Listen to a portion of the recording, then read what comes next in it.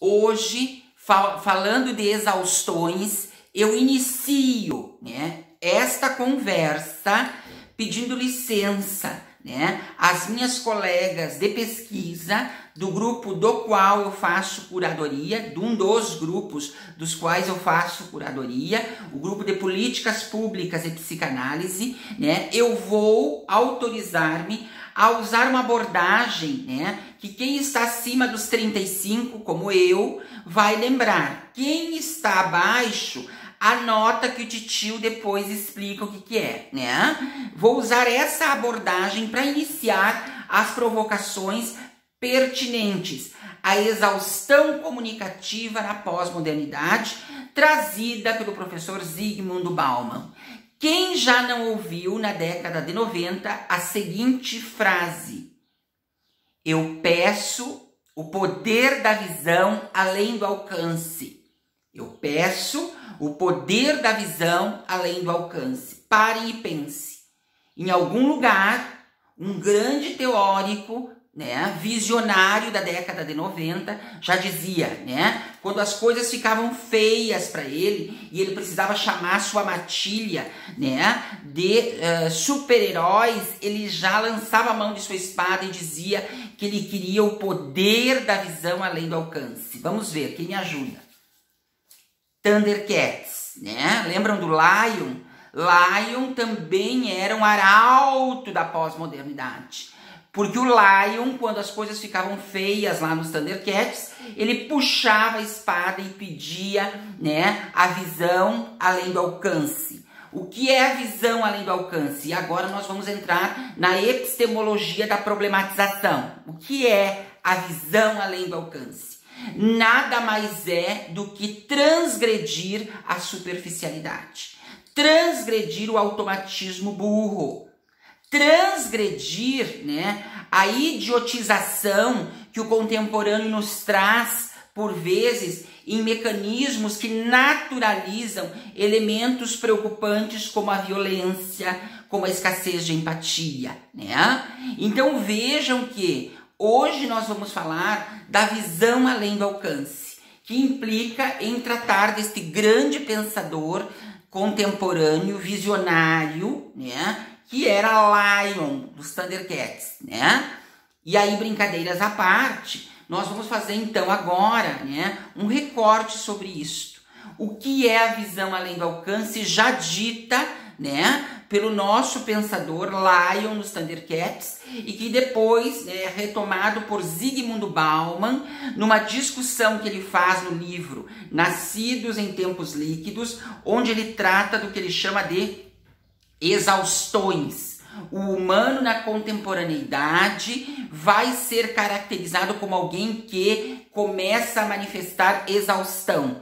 Exaustão da superficialidade, exaustão das cobranças que advêm da nossa presença no mundo dentro do contemporâneo. E aí veja só, Zygmunt Bauman vai dizer o seguinte: o que vai nos deixar exausto não é o cumprimento conciso da tarefa ou do ofício eximido, mas dar conta de falar o óbvio ou de dizer o óbvio para poder fazer as travessias diárias. Ele diz que o que vai nos cansar, o que vai nos deixar exauridos é a condição de estar tendo que pedir licença para o óbvio para fazer as nossas travessias. O que vai nos cansar é fazer mantra, né, repetitivo de posturas simplistas que vão tomando conta desse sujeito que apenas é do contemporâneo, que apenas é na pós-modernidade e que tem dificuldade de problematizar a sua própria estada terrena, quando ele entende-se, por exemplo, em condição de arrogância, pronto e acabado. Quando ele entende-se, por exemplo, repleto de arrogância, sujeito que tem que atacar a obra do outro. Então vejam que o nosso querido e saudoso Zygmunt Bauman nos provoca a pensar como manifestar o nosso ofício de maneira competente, de maneira eficaz, de maneira, né, a dar conta das exigências, né, dentro do rol de competências, né, trazido pelo tempo líquido, tendo que pedir licença, né, para a superficialidade, tendo que pedir licença para, né, a naturalização de sujeitos que não são nada mais, nada menos do que talvez identidades com muito verniz e pouca raiz, como traria à baila num texto, anos mais tarde, o professor Drauzio Varela, né, aquele médico famoso. Ele diz: olha, eu percebo que as pessoas estão se tornando estátuas de bronze com pés de barro, né? Ou seja, elas acabam caindo por terra no momento em que você traz, né, dentro da discussão um conteúdo, né, de interpessoalidade para além daquela condição rotineira de existir, daquela condição rotineira de ser e estar no mundo. Então hoje, né, observando o contemporâneo, observando, né, a estada dos pares humanos comigo, né, nesse processo de existir, que é carregado de subjetividade, que nos desafia literalmente, que faz, por vezes, a gente questionar, né, o nosso regime de verdades, e isso é fantástico. Que bom que nós podemos acessar em problematização o nosso regime de verdades.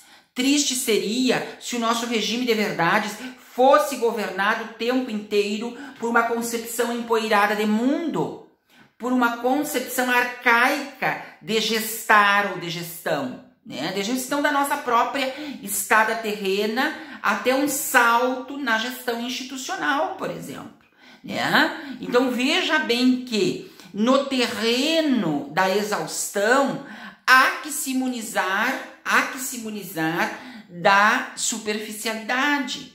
Há que se imunizar de pessoas que se encontram dentro de um princípio de arrogância, prontas e acabadas. A elas, nós, né, com muita sutilidade, vamos pedindo licença, como disse o nosso querido e saudoso Zygmunt Bauman, para poder dar conta da nossa condição de existir, da nossa condição de incidir sobre a realidade, da nossa condição de liderar na diversidade, da nossa condição de prosperar em tempos de escassez. Porque gestão na fartura todo mundo faz. Eu quero ver fazer gestão na escassez. Eu quero ver fazer gestão na crise. Aí a discussão é outra. Então é por aí que nós vamos caminhar hoje, né? Nós temos que pensar o que realmente vale a pena. E tentar aos poucos, né, ao invés de pedir licença para superficialidades, né, talvez nem passar próximo, né? Como uma condição de preservação. A gente também tem que se preservar da contemporaneidade. A condição de exaustão está também constituída e atrelada à ideia do quanto você quer agradar a todos.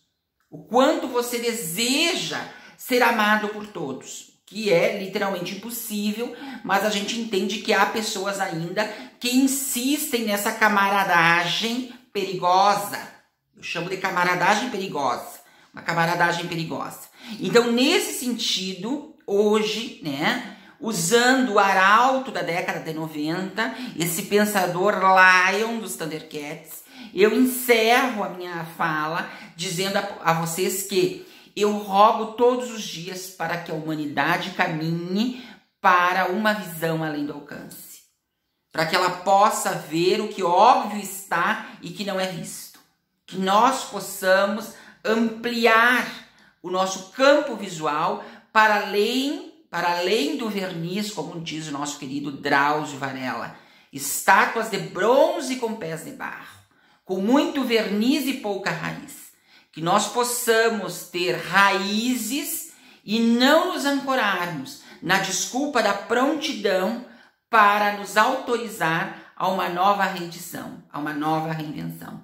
Fica aqui então o meu carinho, a minha admiração, o meu respeito a todos aqueles que, assim como eu, percorrem como amigos e amigas do saber esta incompletude que nada mais é do que a possibilidade de reeditar-se como alguém que não pronto deseja ser melhor. Um abraço grande, fiquem bem e até a próxima.